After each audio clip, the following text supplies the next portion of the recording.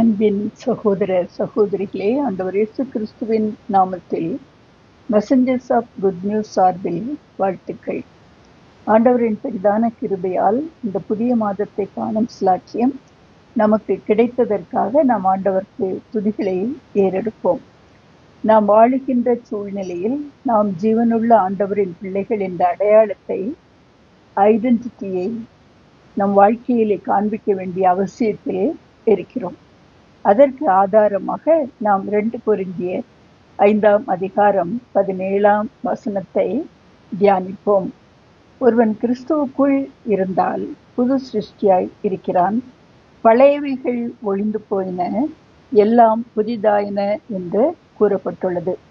நாம் எந்த நிலையிலே இருந்தாலும், எந்த விதமான பலவீனமோ அல்லது பாவமோ நம்மை அடிமைப்படுத்தி இருந்தாலும், நாம் ஆண்டவரை விசுவாசித்து அவருடைய கருத்திலே நம்மை ஒப்பு கொடுத்து அவருக்குள் நிலைத்திருக்கும் போது நாம் புதிய சிருஷ்டியாக மாறுவது உறுதி.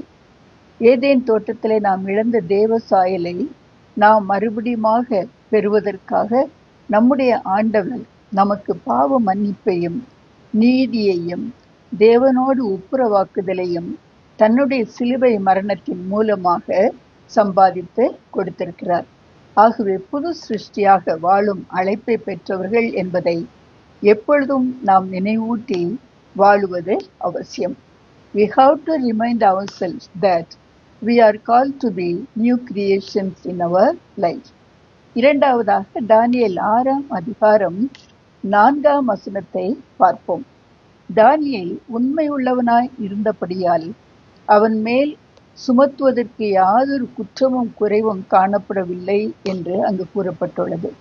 தானியேலை ராஜ்யத்தின் முழுமைக்கும் அதிகாரியாக ஏற்படுத்த ராஜா நினைத்த போது மற்றவர்கள் அவன் மேல் பொறாமை கொண்டு அவன் மேல் குற்றம் சுமத்த முயற்சிக்கிறார்கள்.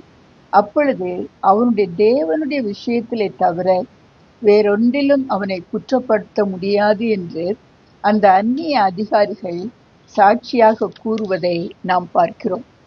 அவன் உண்மை உள்ளவனாக, களங்கமற்றவனாக, தன் வேலையிலே உத்தமனாக இருந்தான் என்று கூறப்பட்டுள்ளது. அதோடு தன் உயிருக்கு ஆபத்து என்ற சூழ்நிலை ஏற்பட்ட போதும் எப்பொழுதும் போல் வெளிப்படையாக தன் தேவனை நோக்கி தினமும் 3 வேளை ஜெபித்து வந்தான் என்றும் நாம் தானியேல் 6ஆம் அதிகாரத்திலே வாசிக்கிறோம். ஆகவே தான் ஜீவனுள்ள கடவுளின் தாசன் என்பதை தன் வாழ்க்கையிலும் தன் வேலையிலும் தானியேல் வெளிப்படுத்தினான். We are reminded to reveal the traces of godliness in our lives too. தானியேல் 6:28 தானியேலின் காரியம் ஜெயமாய் இருந்தது என்று கூறப்பட்டுள்ளது. இது நம்முடைய வாழ்க்கையின் அனுபவமாகவும் மாற வேண்டும். மூன்றாவதாக 2 கொரிந்தியர் 5ஆம் அதிகாரம் 17ஆம் வசனத்திலேயே பழையவைகள் ஒழிந்து போயின, எல்லாம் புதிதாயின என்று நாம் வாசிக்கிறோம்.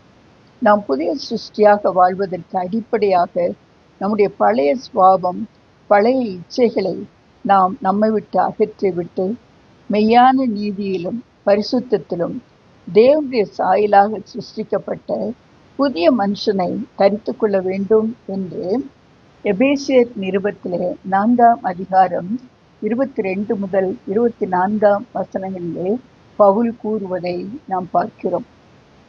ஆண்டவருக்குள் நாம் நிலைத்திருக்கும் பொழுது பரிசுத்த ஆவியானவராக அவர் நம்மை புதிய மனம், புதிய சிந்தனை, புதிய வாழ்க்கை முறைகள் உள்ள பிள்ளைகளாக அவருடைய சாயலை வெளிப்படுத்தவும் மற்றவர்களை அவரிடம் ஈர்க்கும்படியாகவும் வாழக்கூடிய கிருபையை நமக்கு அருளுகிறார். நம்முடைய சுய பலத்தால் அல்ல, என்னை பலப்படுத்துகிறார் கிறிஸ்துவினாலே எல்லாவற்றையும் செய்ய எனக்கு பலனுண்டு என்று பவுல் கூறுவது போல நாம் புதிய சிருஷ்டியாக விசுவாச கோட்பாடுடைய நம் சமுதாயத்தின் மத்தியிலே கிறிஸ்து அவன், கிறிஸ்து அவள் என்று சொல்லக்கூடிய விதமாக வாழ நம்மால் முடியும். We are reminded to put on the new self governed by the Holy Spirit in our day-to-day life. ஜெபிப்போம். அன்பின் ஆண்டவரே, நாங்கள் புதிய சாயலை தரித்து கொண்டு புதிய சிருஷ்டிகளாக உம்மை மகிமைப்படுத்தும் விதத்திலே வாழ உம்முடைய பரிசுத்த ஆவியானவரின் வல்லமையும் வழி நடத்துதலையும் எங்களுக்கு தந்தருளும். ஆமேன். ஆண்டவரின் கிருபை நம்மோடு இருப்பதாக. உங்கள் அன்பு சகோதரி சாந்தி திலக்.